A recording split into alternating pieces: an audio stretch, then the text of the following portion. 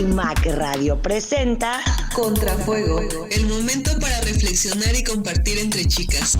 Sexualidad, música, relaciones en el ciberespacio, economía, arte, derechos humanos y mucho de braille. Cada viernes en 15 a las 9 a.m. solo por el 106.1 FM. En Contrafuego, tus feministas de confianza. Inmersa en esos tristes pensamientos que parecía que hubiera caído en un estado de catalepsia. Como el brotar de una fuente, una serie de autores, uno después de otro, venían a mi mente con sus opiniones y tópicos sobre la mujer. Finalmente, llegué a la conclusión de que al crear Dios a la mujer, había creado un ser abyecto. No dejaba de sorprenderme que tan gran obrero haya podido consentir en hacer una obra abominable. La ciudad de las damas. Cristina de Pizán.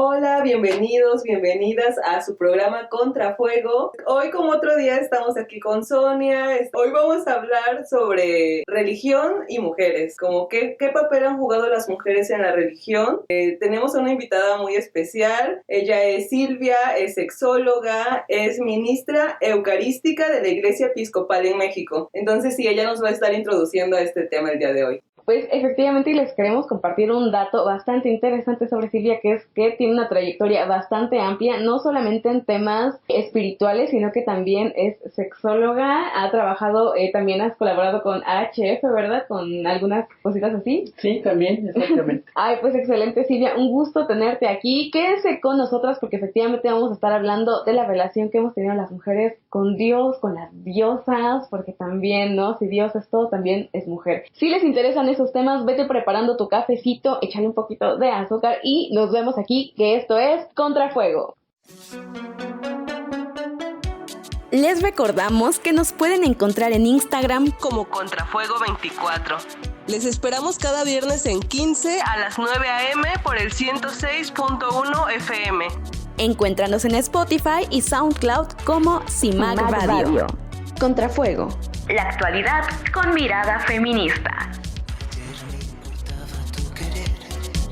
Pero por hoy, un nuevo sol, nueva soy.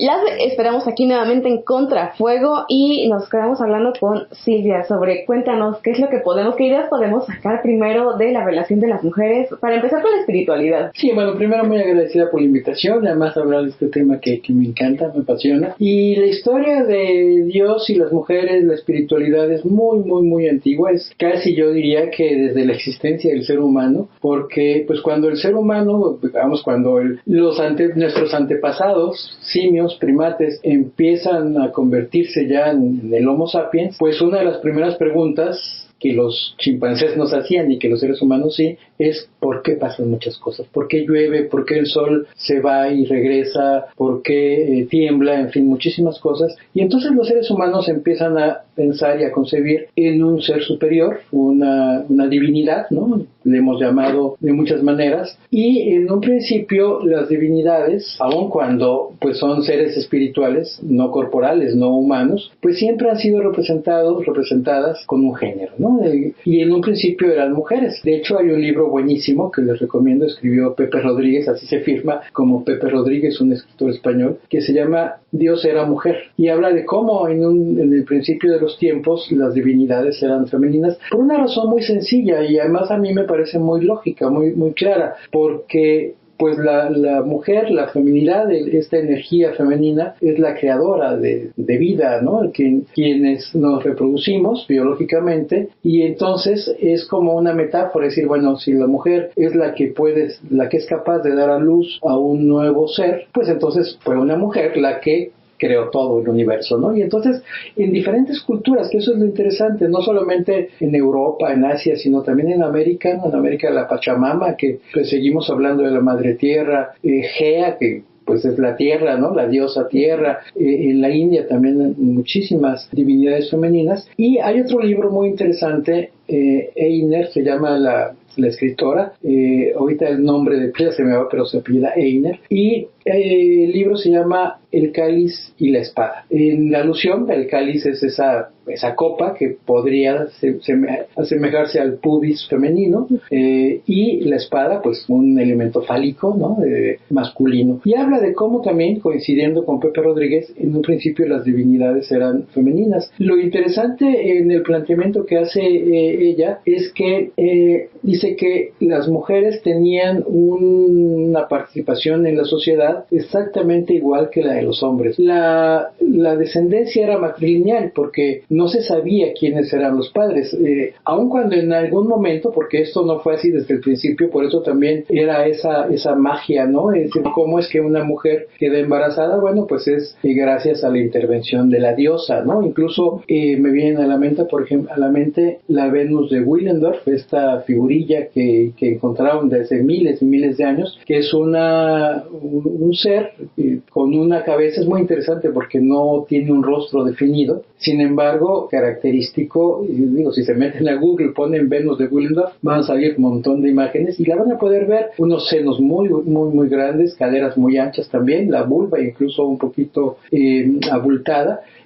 Pues en fin, una mujer muy muy fértil, ¿no? Con las características de fertilidad. Y era esa la explicación, ¿no? Pues estas mujeres que se embarazan han sido tocadas por las diosas. Y luego, aun cuando ya se descubre que el hombre interviene en el proceso reproductivo a través del coito y de los espermatozoides, pues no había monogamia, no eran culturas monogámicas, entonces se ignora quién es el padre biológico. Pero hay una intervención muy equitativa en la crianza de niños y niñas, tanto de hombres como de mujeres. No son los padres biológicos propiamente, pero son los tíos, es decir, los hermanos de la madre. O sea, la madre obviamente sabe quién es. Entonces, los hermanos y también pues hijos de la misma madre ayudaban participaban en la crianza de estas niñas y niños. Y hay algo también muy muy interesante, porque algunos antropólogos, es que esto es fascinante, porque la intervención de mujeres en arqueología, antropología, es relativamente reciente. Durante cientos de años eran los hombres los que investigaban esto, y entonces pues ponían sus prejuicios, sus visiones, sus miradas. Llegan las mujeres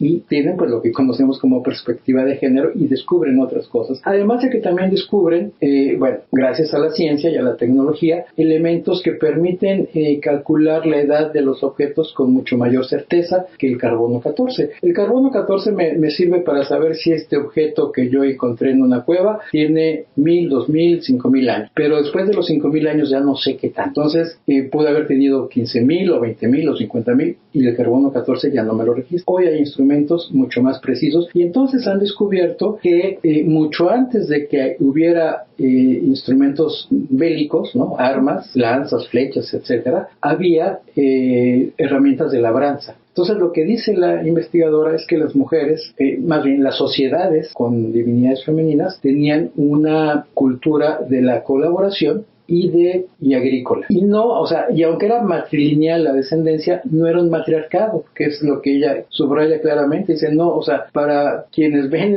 la vida en blanco y negro, dice, bueno, si no dominaban los hombres, entonces dominaban las mujeres. No, había igualdad, y obviamente la relación de las mujeres con la divinidad era muy estrecha. Las mujeres también eran sacerdotisas, podían dirigir los rituales, ¿no? Que pues no sabemos exactamente cómo eran, pero obviamente pues había rituales a la divinidad, sacrificios, etcétera, y tanto hombres como mujeres lo hacían en igualdad. Entonces, si estábamos como en esta misma línea, si hasta, como lo mencionamos al principio, si Dios era mujer en un principio, ¿cómo es que llegamos a este punto de subordinación? Sí, eso también es interesantísimo, y lo explica ella. Dice que al mismo tiempo que había estas civilizaciones de la cooperación, había lo que ella llama civilizaciones de la guerra y de la dominación, que a diferencia de las de la cooperación que se dedicaban a la agricultura, en esta otra vertiente se dedicaban al pastoreo. O sea, los seres humanos en algún momento se dieron cuenta que era mucho más práctico, en lugar de ir a cazar, ya no digamos al mamut, ¿no? Sería muy difícil meter a un mamut en un corral, pero especies más pequeñas, ¿no? Como pues lo que hoy serían los toros, las vacas, los chivos, etcétera, etcétera, lo que es el ganado, en lugar de matarlo y comérselo y desperdiciar lo que sobrara, porque pues se echaba a perder obviamente, pues tenían al animal encerrado en un corral y cada vez que fuera necesario, una vaca, un toro, y se lo comían. Y a las hembras las tenían en otro corral porque las ordeñaban y sacaban la leche, ¿no? Las vacas, las chivas, las cabras, etcétera. Entonces, estas civilizaciones, en algún momento, o sea, en estas civilizaciones, según lo que explica ella, eran los hombres los que tenían el control y el poder. ¿Por qué? Porque había que defender los territorios. O sea, pues en la agricultura, pues llegaba todo el mundo, participaba, cooperaba para cultivar la tierra, pero cuando ya empiezan a tener ganado, pues había que cuidar que no llegaran a robarse a las vacas o a los borregos, ¿no? Entonces, pues los hombres más fuertes en promedio, que además no se embarazan, o sea, las mujeres, aunque también había mujeres cazadoras, y eso está documentado, pero obviamente las mujeres tenían que dedicarse un tiempo a cuidar su embarazo, el parto, la lactancia, y entonces no podían salir a cazar ni a defender los territorios. Los hombres sí. Entonces es cuando ya se inventan, en estas culturas se inventan las armas, ¿no? Y se crea lo que hoy conocemos como la guerra, ¿no? Es decir, bueno, voy a destruir al otro para quedarme con sus propiedades, con sus tierras, con sus animales, etcétera, etcétera. Ahora, podrían haber subsistido estas civilizaciones, cada una en sus territorios, pero ¿qué pasa? Dice Einer que llega a haber momentos de sequía, cambios climáticos en donde ya no hay pastos suficientes para el ganado, no hay agua suficiente, y además algo muy interesante que pareciera menor, pero no lo es. Dice, estas culturas lograron domesticar al caballo, o sea, al caballo que quizá en un primer momento lo tenían para alimentación, corrales, bueno, pues se dieron cuenta que si se subían al caballo se podían transportar, y entonces eso les daba una ventaja enorme en una guerra, ¿no? Imaginémonos, o sea, incluso estas películas, ¿no? Llega la caballería y pues arrasa con todo el mundo por la velocidad con la que se pueden desplazar. Entonces, al quedar sin tierras adecuadas, empiezan a invadir otros lugares y llegan a estas sociedades de la cooperación. Y dice también la investigadora algo muy, muy interesante. Dice, tenían ya y ella habla de hombres y mujeres, no solamente de hombres, porque esto también es muy, muy relevante. Dice, había una práctica, ¿no? Pues constante de estar matando a animales. O sea, hoy lo vemos muy común y nos podemos comer un pollo y un bistec y digo, hay personas veganas que sí se lo plantean, ¿no? Pero la mayoría de la gente dice, pues bueno, es parte de la naturaleza. Si el león se come la cebra y la araña se come la mosca, porque yo no voy a comer al pollito, ¿no? O sea, pero lo que dice ella es que es una sociedad que ve la muerte como algo natural, ¿no? O sea, se desensibiliza. Incluso pone un ejemplo muy, muy interesante que a mí me llamó mucho la atención. Dice que Hitler, bueno, todo el mundo sabemos quién fue Hitler, ¿no? Y lo crueles que eran los militares alemanes, nazis, ¿no? Dice que Hitler, para que esos militares perdieran totalmente la sensibilidad y fueran crueles, ya no con los animales, sino con los seres humanos, que les regalaba un pastor alemán, perro que en la guerra fue muy, muy útil para los alemanes, desde cachorrito. Le toma este perrito, ponle un nombre, cuídalo, aliméntalo, ¿no? Encariñate, acarícialo. Cuando llegues, ¿para dónde vamos? Exactamente. Cuando llegues a tu casa te va a mover la colita y cuando cumpla 2 años, toma la pistola y mata. Y si no lo matas, yo te mato. Así de frente. Entonces imaginémonos, ¿no? Cómo esa crueldad contra un animal, pues después esos militares alemanes mataban a un judío sin ningún miramiento, ¿no? Entonces, por ahí va el asunto, y entonces empiezan, y esto es lo interesante con respecto al tema, empiezan a involucrar a sus divinidades, que ya no son mujeres, ya son dioses. Y Einer habla de 2 grupos humanos en específico, que bueno, no quiero yo ofender a nadie, es una cuestión histórica, y está el libro y lo dice ella, y el hecho de que eso haya pasado hace muchos años no quiere decir que siga pasando, pero ella habla de curiosamente, y volvemos a Hitler, de las culturas hebraicas y la cultura aria. Si nos acordamos de los libros de historia de la Segunda Guerra Mundial, el argumento de Hitler para destruir a los judíos es que la raza aria era la verdadera, según él, ¿no? O sea, la más pura. O sea, ¿por qué? Porque competía con la hebraica, con la judía, que también, pues, por sus tradiciones y demás, se ha mantenido, ¿no? Con cierta pureza. Al final, bueno, somos una mezcla de todo, pero eso explica también por qué el odio de Hitler hacia los judíos. Entonces, estas culturas van imponiendo sus miradas y sus visiones y nos imponen como humanidad a el Dios Yahvé, al Dios que a partir de las Sagradas Escrituras pues termina siendo el Dios, un Dios masculino de los judíos, de la cultura judía y de la cultura cristiana, ¿no? Y también, de alguna manera, del Islam. O sea, el Corán tiene muchos elementos que se repiten, son muchos. Al final de cuentas, las Sagradas Escrituras son relatos que alguien puso por escrito en algún lugar y después las religiones fueron adoptando como sagrados, ¿no? Y también, pues sabemos, las tres religiones monoteístas, la judía, la cristiana y el Islam, son totalmente patriarcales. Entonces podríamos decir que es a partir como de esta normalización de la violencia que se dirige también se empieza a ver también a las mujeres como parte de ese botín para agarrar. Claro, sí, es que es interesantísimo porque lo que dice Einer es que estas culturas de la dominación pues destruyen, invaden, pues claro, o sea, seguramente fue muy fácil porque pues no tenían armas, no tenían ninguna actividad bélica, entonces pues llegaron y arrasaron con todo, ¿no? Y como son los hombres los que hacen la guerra, pues quieren tener el control. Y entonces hacen toda una estrategia para mantener el control. Y pues es lo que conocemos como patriarcado. O sea, empieza ya a modificarse las normas de convivencia y entonces ya no es una descendencia matrilineal, porque claro, o sea, ya es importante decir, bueno, ¿a quién le pertenece esta tierra que conquisté, no? Pues a mí. Y cuando yo me muera, ¿de quién va a ser? Pues de mi hijo. Entonces yo tengo que saber quién es mi hijo. Y entonces por eso se establece la monogamia. De hecho, y esto, bueno, hay otros estudios, otras investigaciones interesantes, la monogamia tampoco es una cuestión natural del ser humano. O sea, los bonobos, que son una de las especies, es un simio, de las especies más semejantes al ser humano, son polígamos, ¿no? Entonces, ¿pero por qué se establece la monogamia? Por tener la certeza de que este niño es mi hijo y no de cualquier otro, ¿no?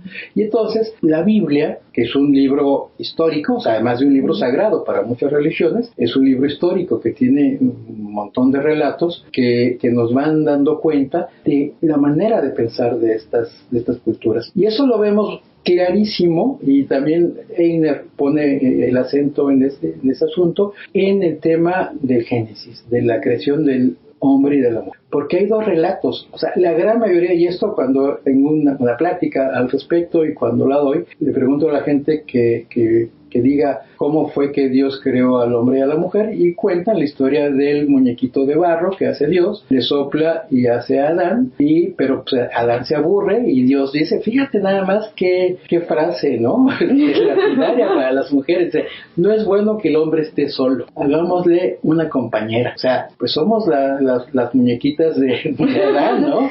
Y entonces de la costilla extrae forma a la mujer, no la hace a mano como Adán, sino pues de la costilla de Adán, y pues ahí está la mujer, ¿no? Como compañera. Pero antes, si leemos, no recuerdo exactamente, yo soy muy mala para versículos y todo eso, pero en el capítulo 1 del Génesis hay otro relato de la creación del ser humano, cuando pues este relato mítico del el primer día separó la luz de las tinieblas, bla bla bla, y vio Dios que era bueno, y el segundo día hizo las aguas, y etcétera, etcétera. Y al sexto día hace a los seres humanos y dice, hombre y mujer los creo. O sea, ahí no dice primero al hombre, luego a la mujer, sino al mismo tiempo, ¿no? Porque dice, hagamos, claro, ahí es una traducción, ¿no? Ahí volvemos al tema del lenguaje no inclusivo, ¿no? Hagamos al hombre a nuestra imagen y semejanza, pero hagamos al ser humano a nuestra imagen y semejanza. Así nos vamos a las fuentes griegas y todo esto, ¿no? Y entonces hace y dice, hombre y mujer los creo. Entonces, pues los crea al mismo tiempo y pues en igualdad de condiciones. Y dice Einer, ¿qué pasó? ¿Por qué en la Biblia cuenta dos veces la creación del ser humano? Dice, lo que pasa es que había un relato, porque como les digo, la Biblia son historias que se contaban y alguien las puso por escrito, y entonces una de las historias que se contaban era la que se contaba en estas sociedades de la cooperación cuando la diosa pues creó a hombre y mujer al mismo tiempo, pero pues no se dieron cuenta y le metieron la otra y bueno, ahí se quedaron las dos. Pero otro dato interesantísimo, o sea, ¿qué pasa? Ya que están en el paraíso, y esto pues desde chiquitas lo aprendemos, que Dios les dice, pues ahí está todo, los animales, las plantas, los árboles, pueden disponer de todo, menos del árbol de la ciencia del bien y del mal. Nunca dice que es una manzana, dice, de ese fruto no comerán. Algún pintor en la Edad Media se le ocurrió pintar una manzana y ya, se quedó. Pegó. Pero bueno, el caso es que en algún momento estaba Eva muy tranquila, ¿no? Y llega otro dato interesantísimo que dice Einer. Llega el diablo, el demonio, convertido en serpiente. En las muchas deidades antiguas, la serpiente era símbolo de la sabiduría. De hecho, todavía símbolo de la medicina es una serpiente enrollada en la serpiente de Pidauro. Exacto, ¿no?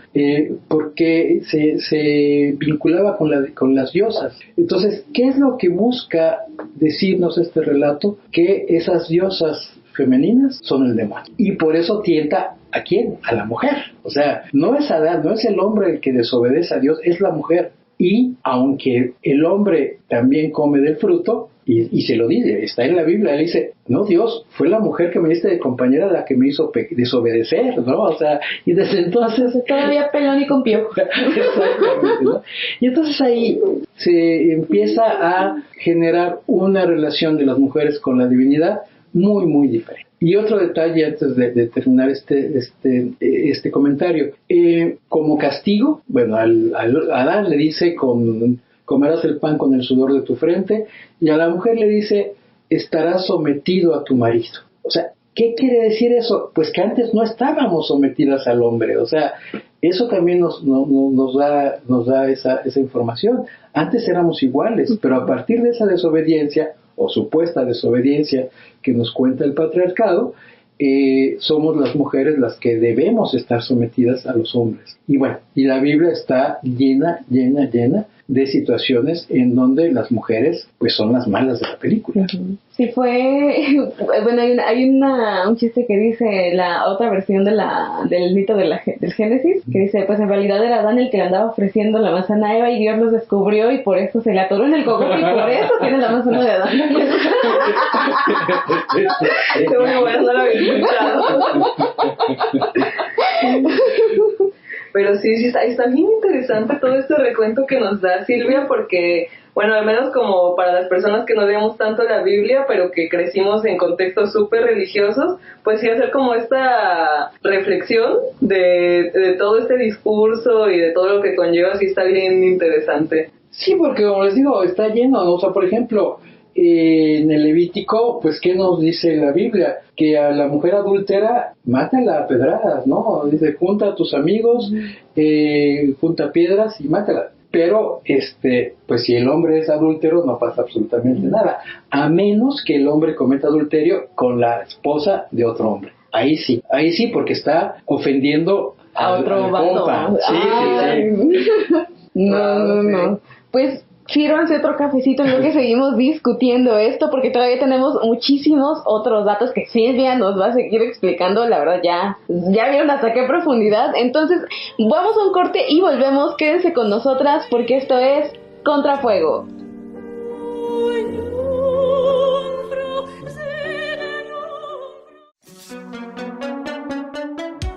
Les recordamos que nos pueden encontrar en Instagram como Contrafuego24. Les esperamos cada viernes en 15 a las 9 a.m. por el 106.1 FM. Encuéntranos en Spotify y SoundCloud como CIMAC Radio. Contrafuego. La actualidad con mirada feminista.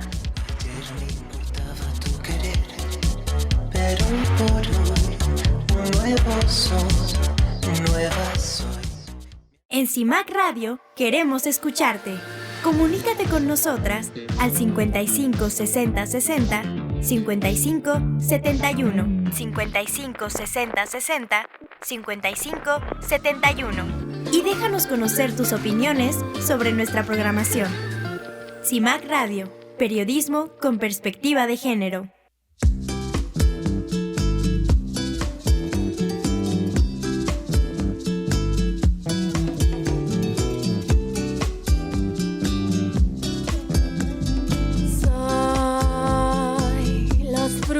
Y la semilla, soy el pistilo en la flor que desdobla su cuello y saluda al sol.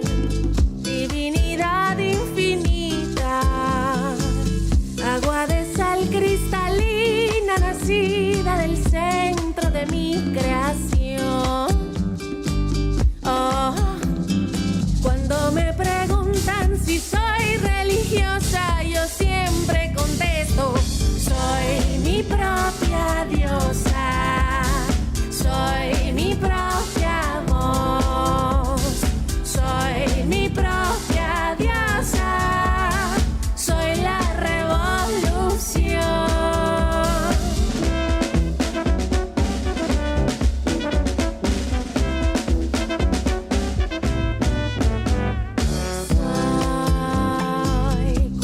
De valles y montes, soy polvo de las estrellas maternas que velan mi evolución, aliento cálido y fuerte, hija de sangre valiente y amor soberano que lucha.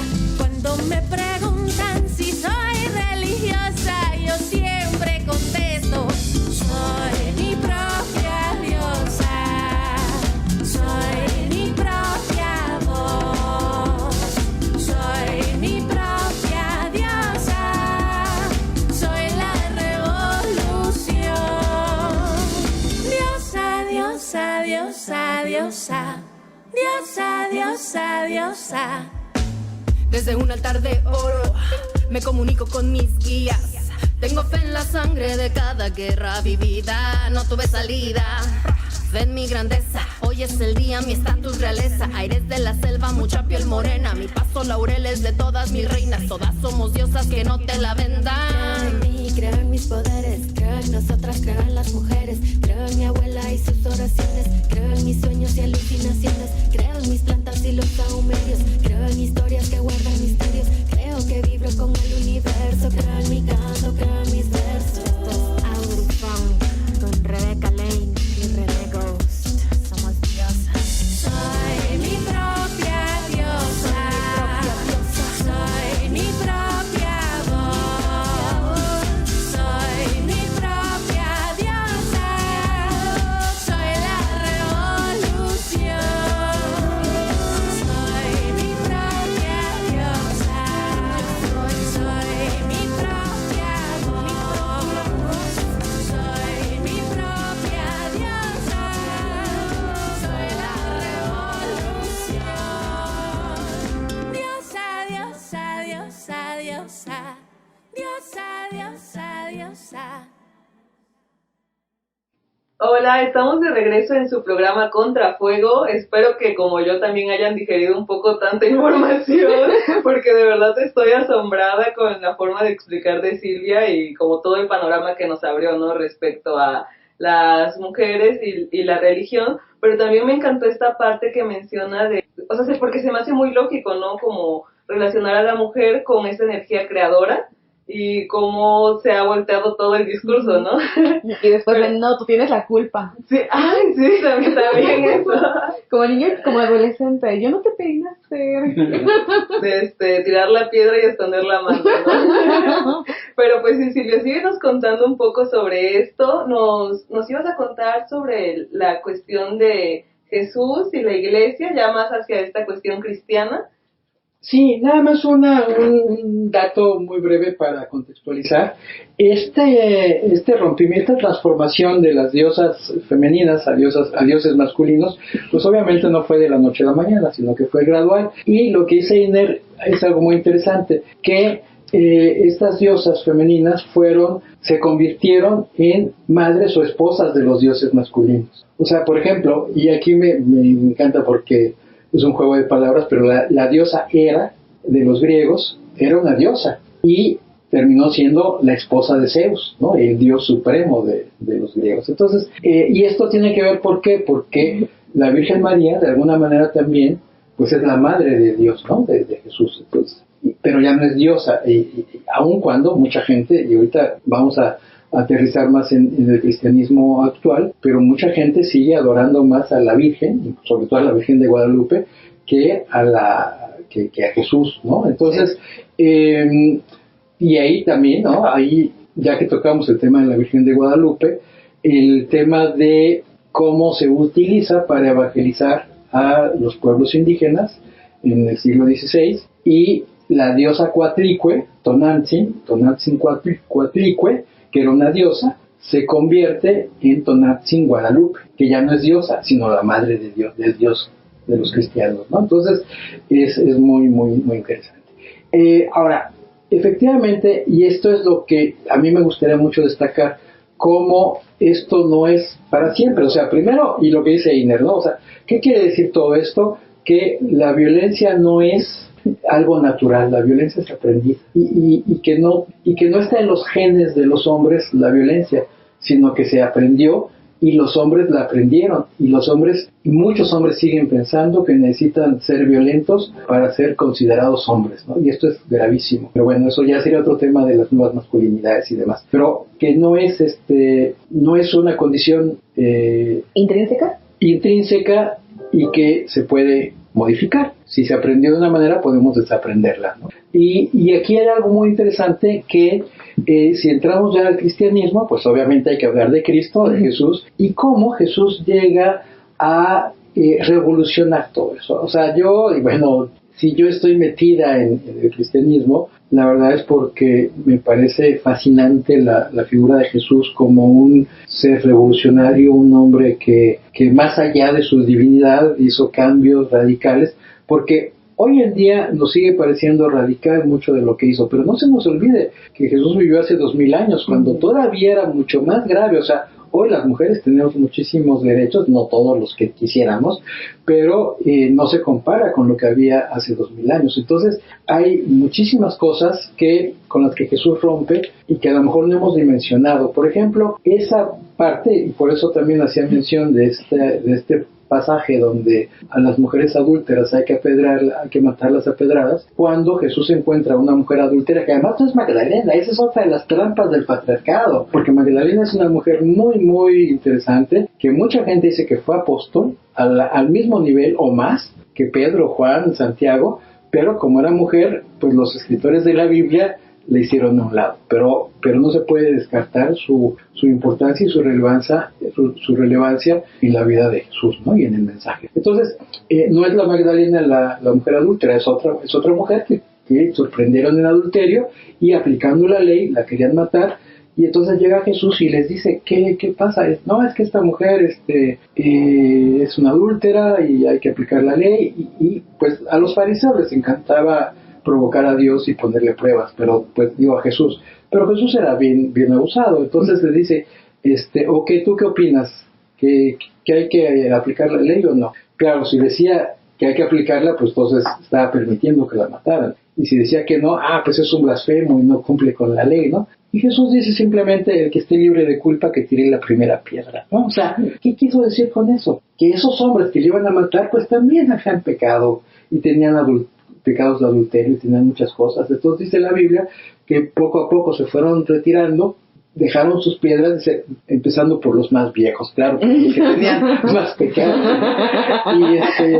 Y al final le pregunta a la mujer, ¿dónde están los que condenaban? No, pues ya se fueron. Dice, vete y no peques más. Pues a él no la condena, simplemente dice, pues ya. Y eso, bueno, le costó, y muchas otras cosas. El hablar con la samaritana también, que pues nos parece, bueno, le pidió agua a una samaritana. O sea, aparte de ser mujer, era de Samaria. Samaria era, pues como ahora los palestinos y los judíos, ¿no? O sea, no se podían ver, los judíos no podían ver a los samaritanos. Y encima de todo, mujer, ¿cómo es que Jesús le pide agua a una mujer samaritana, ¿no? Y así muchísimos. Y lo que decíamos de Magdalena, o sea, cuando Jesús muere y resucita, a la primera persona a la que se le aparece no es a Juan, no es a Pedro, no es a Juan, no es a ninguno de sus apóstoles, es a Magdalena. Y eso también es importantísimo, ¿no? Entonces le da a las mujeres una dignidad desde el punto de vista humano, en primer lugar, pero también desde el punto de vista espiritual. Incluso las primeras iglesias cristianas, en los primeros 4 siglos, cuando llegan incluso a Roma, en Roma sabemos que el cristianismo fue perseguido por los emperadores, porque los romanos tenían sus dioses, ¿no? Y los cristianos tenían un solo Dios. Entonces, las mujeres eran sacerdotisas, eran diaconisas. Incluso Pablo, que escribe las epístolas, habla en las epístolas, le mandaba cartas a la gente que estaba en las comunidades cristianas y les dice saludos a fulanita que está llevando muy bien la comunidad de tal. O sea, es como si hoy le dijera, oye, salúdame a la párroca, Laurita, que está oficiando sus misas muy bien. O sea, las mujeres teníamos una participación importante. ¿Qué pasa? Que llega Constantino, un emperador romano, que por motivos políticos ya estaba también perdiendo mucha fuerza el imperio y el cristianismo estaba ganando mucha fuerza. Entonces, astutamente, Constantino toma la religión cristiana como la oficial para tener esa fuerza, pero como el imperio romano era muy patriarcal, muy patriarcal, ¿no? Pues los emperadores, no había emperatrices, ¿no?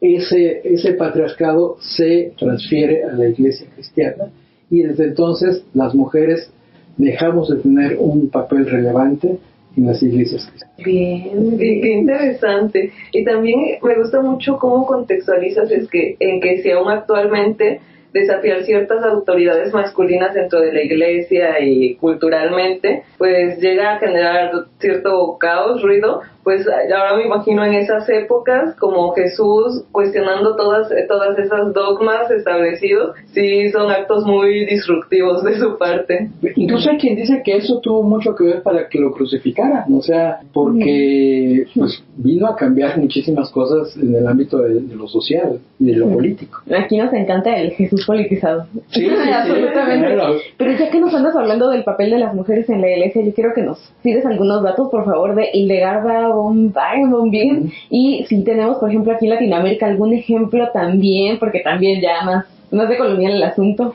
Sí, bueno, Hildegarda fue una abadesa, fue una religiosa de la Edad Media alemana que se enfrentó, o sea, para empezar, estudió muchísimo. Claro, nació en el seno de una familia acaudalada, tuvo posibilidades de estudiar, que no era fácil para las mujeres, pero fue una experta en muchísimos campos, más allá de lo religioso. Tiene libros de botánica, de plantas medicinales, compuso música.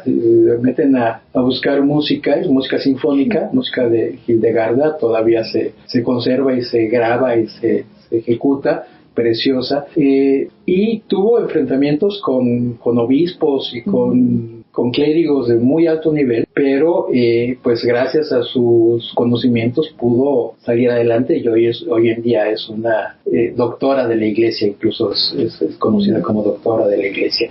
Y en América Latina, bueno, pues nuestra Sor Juana, ¿no? Nuestra Sor Juana Inés, poetisa, que pues tuvo que meterse a un convento porque pues era el único espacio en donde podía aprender. Se dice que estuvo algún tiempo en la universidad haciéndose pasar como hombre, o sea, vistiéndose de hombre para poder entrar a la universidad y aprender, y aprendió muchísimo. Y también hay una serie que Canal 11 la transmitió hace tiempo, en donde la ponen a prueba los teólogos y se los bailan, ¿no? O sea, les dice, les responden completamente bien y pues con esa capacidad, ¿no? de conocimiento, de sabiduría y todo lo que nos dejó en su poesía, simplemente.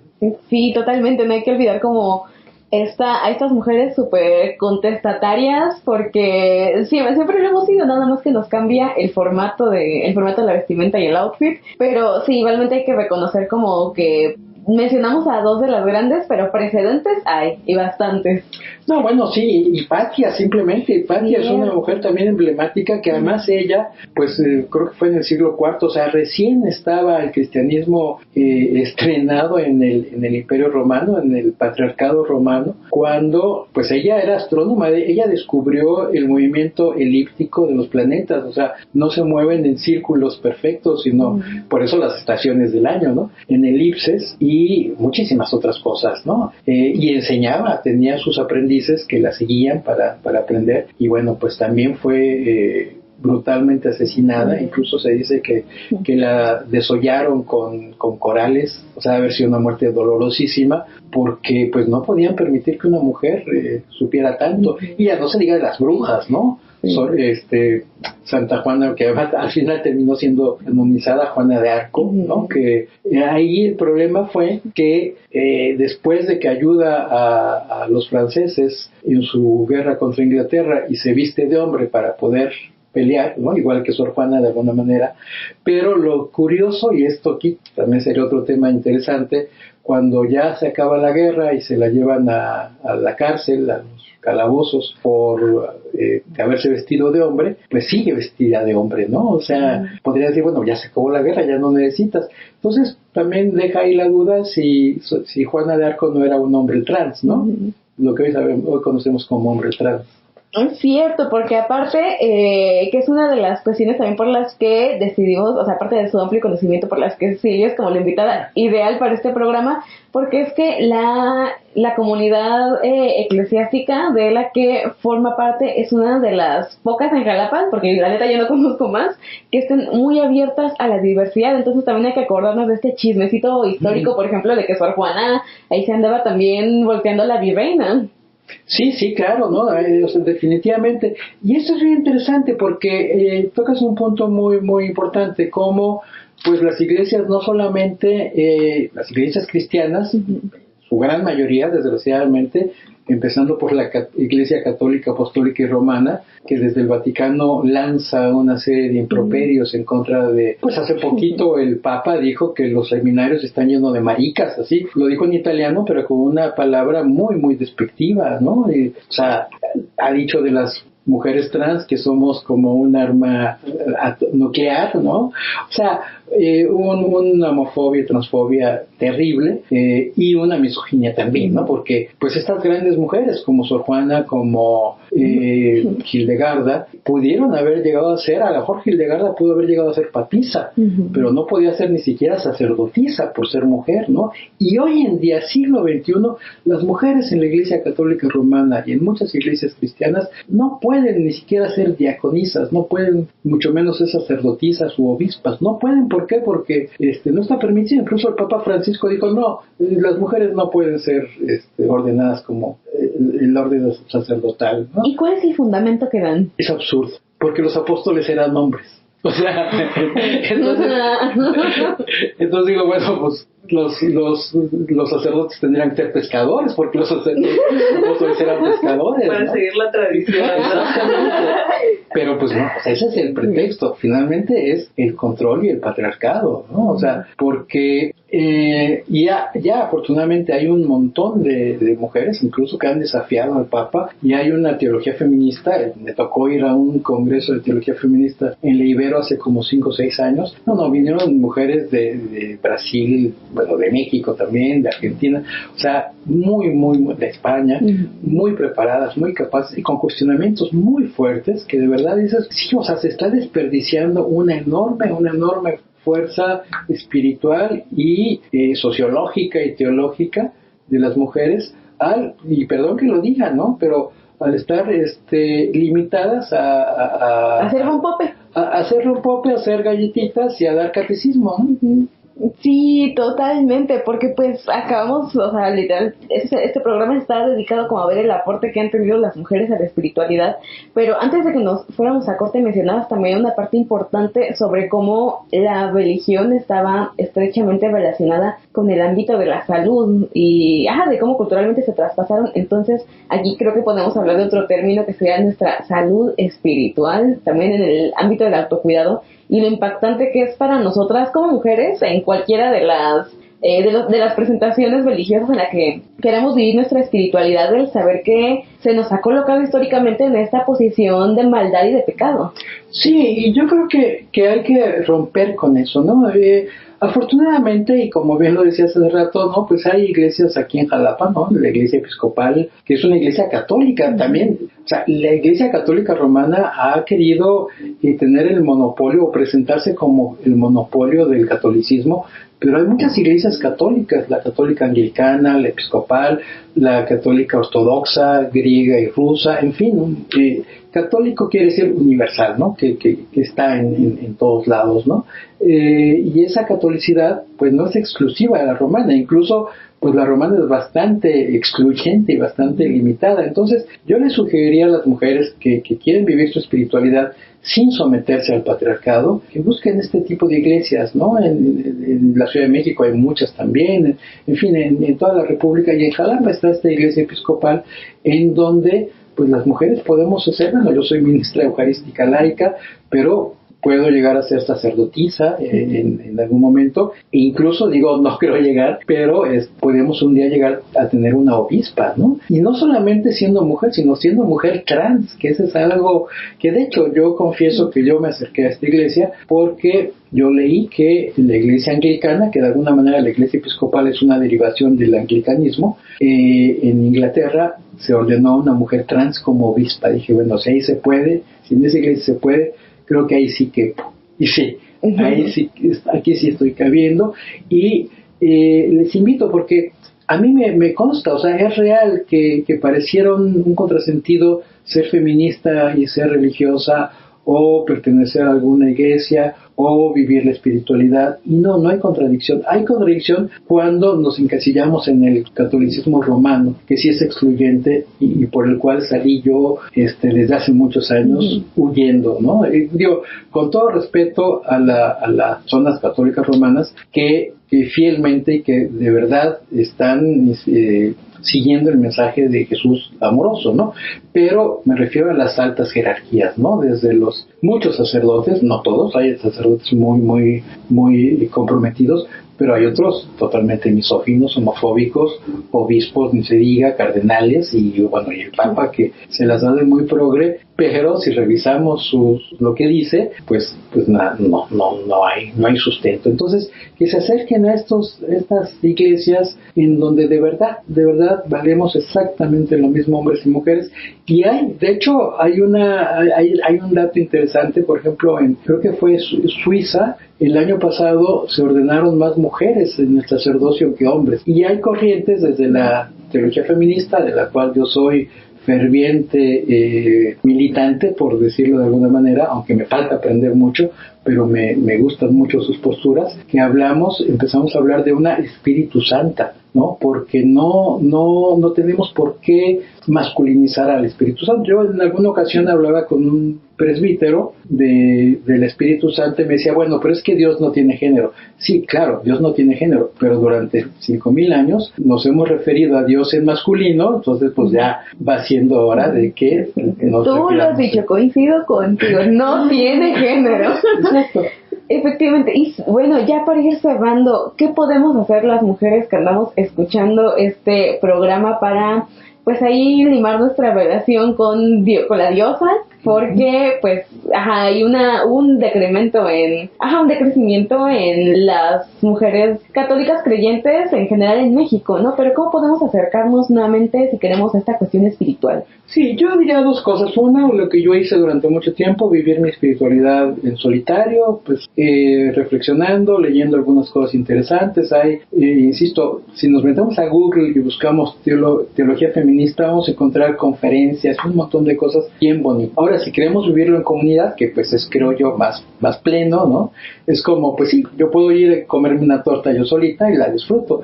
Pero si voy con las amigas, lo voy a disfrutar mucho más, ¿no? Entonces, pues acérquense a estas iglesias, ¿no? Aquí en Jalapa estamos en Facebook como Iglesia Episcopal en México, tenemos una página en Facebook, ahí pueden buscarnos. Y también quiero comentar algo que nuestro obispo, el obispo José Vieira, está en Mérida. Yo le pregunté acerca del Espíritu Santo y me dijo, sí, está bien poder nombrar a esta persona de Dios como en femenino, pero no es suficiente, claro, no es suficiente, pero es un buen paso. Y me dijo algo que no se me olvide, dice, porque además me dijo, no se te olvide que a Dios lo han representado incluso como una mujer embarazada. O sea, me pareció bien bonito porque no dijo, ha habido diosas, o sea, finalmente la divinidad, digo, para quienes somos creyentes, pues es la misma bajo diferentes ópticas. Entonces, hay quienes la han imaginado a la divinidad como una mujer embarazada, hay quienes lo han imaginado como un hombre así rudo, bélico, castigador, ¿no? Es con barba blanca, ¿no? Es la ira de Dios y el temor de Dios. Y hay quienes, bueno, pues vemos a la divinidad como este ser espiritual que no tiene género, pero que es bonito. Por lo menos yo como mujer me siento mucho más identificada con una mirada femenina de la Espíritu Santa que con ese Dios patriarcal al que tenemos que tenerle miedo según la Iglesia Católica. Sí, el verdadero Dios empezó en el verbo. Exactamente. Ya vamos cerrando, ¿verdad? Bueno, pues yo principalmente agradecerte, Silvia, por todo lo que nos has compartido. De verdad, ha sido muy enriquecedor. Pues, y también por las recomendaciones, ¿no? Porque creo que sí es muy importante cultivar una fe, lograr reconciliar eso te genera mucha paz. Sí, yo aquí quisiera decir algo que yo sé que incluso dentro del clero y dentro de la misma iglesia episcopal puede haber quien piense que estoy exagerando, ¿no? Pero bueno, yo soy muy irreverente y quiero compartir algo. Yo creo que Dios, diosa, la divinidad, no es para todo mundo. No todo mundo necesita a esa divinidad, ¿no? O sea, yo conozco gente muy, muy cercana que es atea y que vive de maravilla, que vive el amor hacia el prójimo, ¿no? Que dices, wow, o sea, y conozco gente muy creyente que reza un rosario todos los días y que es de lo peor. Entonces, hay cosas mucho más profundas, ¿no?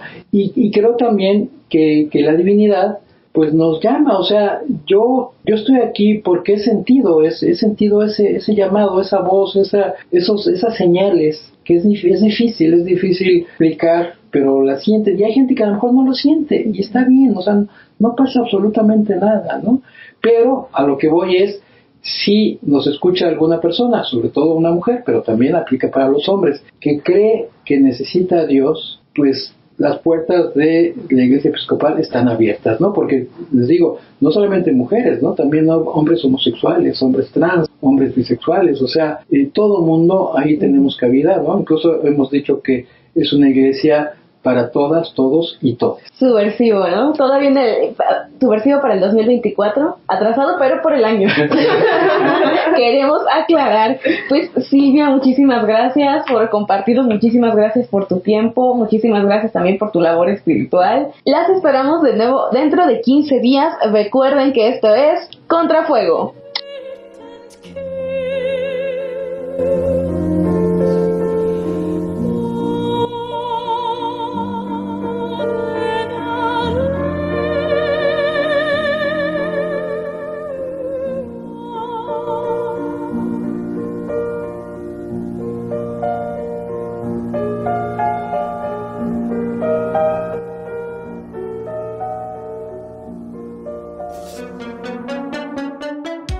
Les recordamos que nos pueden encontrar en Instagram como Contrafuego24.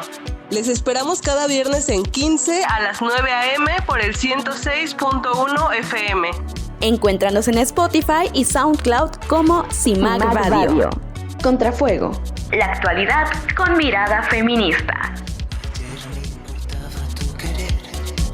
Pero por hoy, nuevos sos, nuevas soy. En CIMAC Radio queremos escucharte. Comunícate con nosotras al 55 60 60 55 71 55 60 60 55 71 y déjanos conocer tus opiniones sobre nuestra programación. CIMAC Radio, periodismo con perspectiva de género.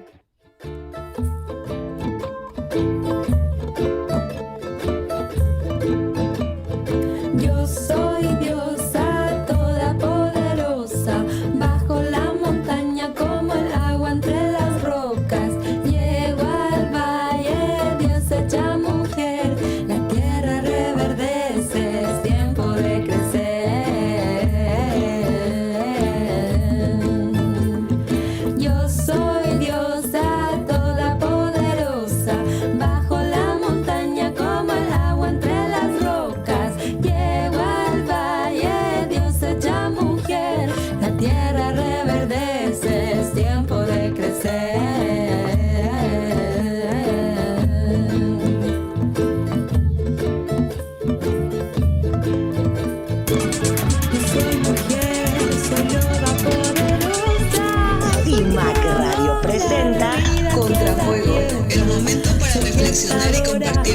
chicas.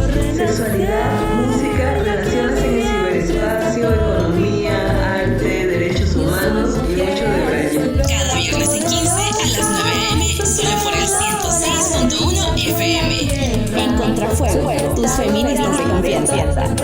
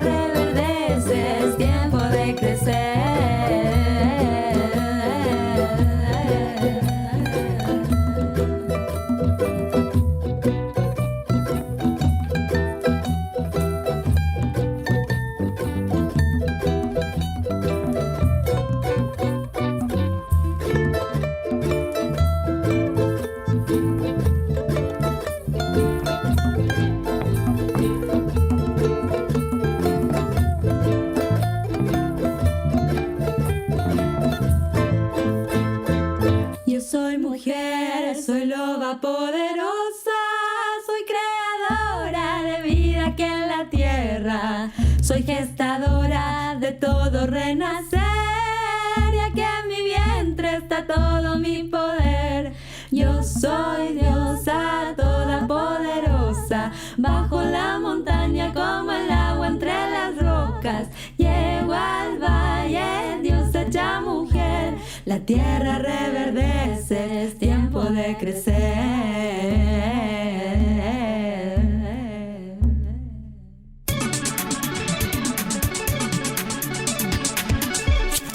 IMAC Radio presenta Contrafuego, el momento para reflexionar y compartir entre chicas.